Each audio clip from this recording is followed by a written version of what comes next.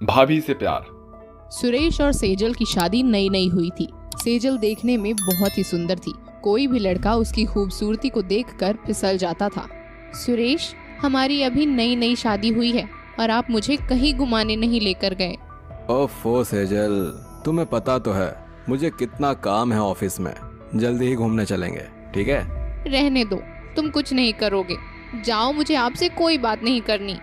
तभी सेजल की सास उर्मिला बोलती है, बहू, रोहित कल विदेश से घर आ रहा है। कल उसके मनपसंद का खाना बना लेना। अच्छा माँ, आप मुझे बता दो क्या बनाना है। अगले दिन, हेलो हेलो, अरे कहाँ हो सब? हेलो, पता नहीं सब कहाँ चले गए। अरे बेटा, तू आ गया। हाँ, आ गया। और बाकी सब लोग कहाँ हैं? भैया, नई भाभी, उनसे हमें नहीं मिलवाओगी?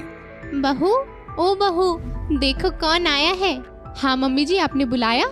हेलो भाभी, मैं रोहित, आपका। मेरे छोटे देवर है ना? अरे वाह, आप तो पहचान गई। भला आपको कोई कैसे ना पहचाने। अच्छा, अब आप फ्रेश हो जाओ। ओ भाभी, बहुत दिन हो गए घर का खाना खाए, अब जल्दी से खाना लगा दो। मैं बस यूं आया। तीनों खाना खाने लगते हैं। भाभी, भैया ऑफिस से कब आते हैं? बेटा, वो तो काम में बहुत बिजी रहता है। देखती हूँ, आज फोन करूँगी कि घर जल्दी आ जाए। आज क्या भाभी, अभी आपकी शादी को दिन ही कितने हुए हैं? ये लो देवर जी, मैंने आपकी मनपसंद करारी भिंडी बनाई है रात को। अरे वाह, आज बड़ी जल्दी काम खत्म करके रूम में आ गई। आप क्या चाहते हो? अब क्या रात में भी काम ही करती रहूं? अरे अरे, ये चंडी का रूप क्यों धारण किया हुआ है? प्लीज सुरेश, मैं मजाक के मूड में नहीं हूँ। अच्छा, तुम अपने देवर से मिली? मिल ली मैं जिससे मिलना था। सेजल रोती हुई छत पर चली जाती है। क्या हुआ भाभी, आप रो क्यों रही हो? कुछ नहीं रोहित। मैंने सब सुन लिया। क्या सुन लिया? यही कि भैया आपको टाइम नहीं देते। अब क्या बताऊं रोहित। एक मेरी गर्लफ्रेंड है, उसके पास भी मेरे लिए टाइम नहीं है। अच्छा, आपकी गर्लफ्रेंड भी है? हाँ है, लेकिन अब सोच रहा हूँ आपको मेरी गर्लफ्रेंड होना चाहिए था। अच्छा, मजाक कर लेते हो? मजाक नहीं भाभी, सच बोल रहा हूँ। आप इतनी सुंदर, स्लिम, मस्त फिगर, आपको देखकर तो कोई भी फिसल जाए। हाँ बिना। चलो चलो, अब सोते हैं। साथ साथ? अभी बताती हूँ आपके भाई को। अब मजाक भी नहीं कर सकता। अगले दिन, उठो देवर जी, ये लो आपकी बेड टी। अरे भाभी, कल तो क्या गजब का सपना देखा मैंने। तुम मेरे सपने में आई हो? बस हो गए सुबह सुबह शुरू। मैं चली काम करने। थोड़ी देर बाद, और भाभी, आज क्या प्लान है? भैया तो गए होंगे ऑफिस। जले पर नमक मत छिड़को। माँ जी भी अपने भाई के घर चली गई हैं। अब बाहर के काम भी मुझे ही करने पड़ेंगे। आप मेरे साथ चलो, हम कोई मस्त मूवी देखने चलते हैं, और बाहर के काम भी कर लेना। पूरे दिन घर के काम कर करके काम वाली बाई बन गई हूँ। चलो रोहित, हम दोनों मूवी देख कर आएंगे। तो कैसी लगी मूवी? बहुत अच्छी थी, मजा आ गया। रात को, आज तो मैंने एक मूवी देखी, उसमें हीरोइन हीरो को ऐसे हक कर रही थी और सुरेश के गले लग जाती है। ओ प्लीज सेजल, आज मैं बहुत थक गया हूँ। तुमसे तो कुछ कहना ही बेकार है। क्या हुआ? मुझे तो अपना जीना ही फालतू लगता है। भाभी, आप प्लीज रोना बंद करो। सेजल भी भावना में बहकर रोहित के गले लगकर रोने लगती है और ऐसे ही धीरे धीरे दोनों के बीच की नजदीकियां बढ़ जाती हैं। ऐसे ही एक दिन देर रात को, सेजल, तुम फोन में क्या कर रही हो? सोई नहीं अब तक? वो कुछ नहीं, बस सोने जा रही हूँ। अगले दिन, ये लो रोहित, तुम्हारी चाय। ये बताओ, कल चैटिंग करते करते कहाँ चली गई थी? अरे रात को तुम्हारे भैया जाग गए थे तो उन्हीं के डर से फोन रखकर सो गई। ये भैया भी ना देवर भाभी को प्यार ही नहीं करने देते।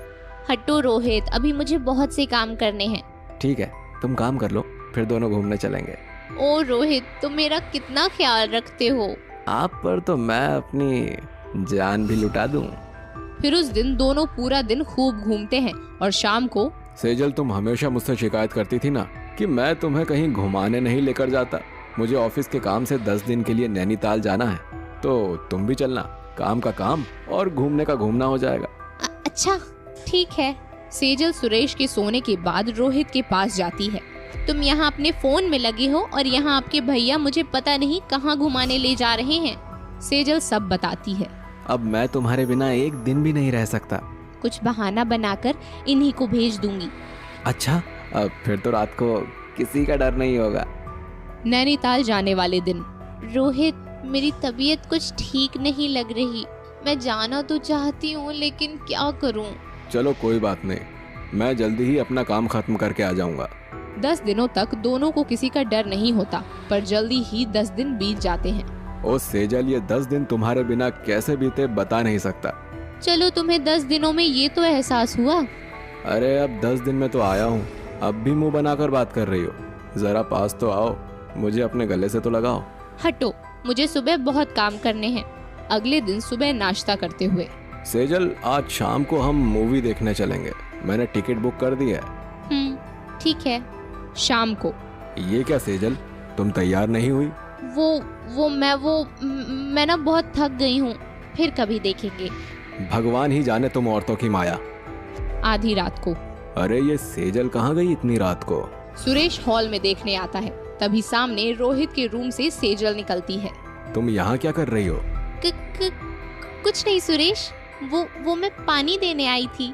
तुम कैसे जाग गए? ऐसे ही अपने आप आँख खुल गई तो देखने आ गया। आओ अब चलकर सोते हैं। अगले दिन। रोहित, आपके भाई का क्या करें? दिन में माँ जी घर में रहती है और रात में सुरेश।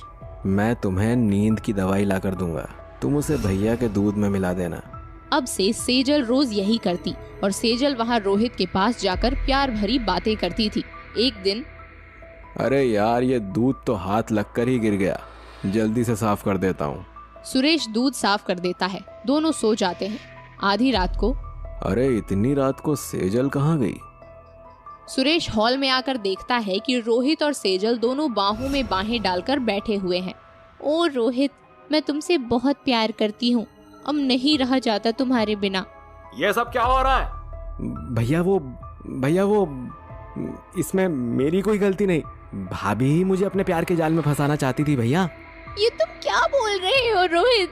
अच्छा, तभी मैं कहूँ कि मुझसे इतनी दूर दूर क्यों भागती हो। मुझे अब तुम्हारे साथ नहीं रहना। प्लीज सुरेश, मुझे माफ कर दो, मैं ऐसी गलती कभी नहीं करूंगी। सुरेश अपने कमरे में जाता है और वहाँ से एक छोटी सी शीशी लेकर आता है। ये लो, अगर तुम मेरे साथ कभी धोखा नहीं करना चाहती तो ये जहर पी लो और मर जाओ। अगर तुम ऐसा ही चाहते हो तो ठीक है। और वो दवाई पी लेती है। फिर सुरेश सेजल को गले लगा लेता है। तुम मेरे लिए मरने को भी तैयार हो गई। वो जहर नहीं, मेरी कंपनी का एक जूस सैंपल था। मैं तो देखना चाहता था कि तुम्हारी बात में कितनी सच्चाई है।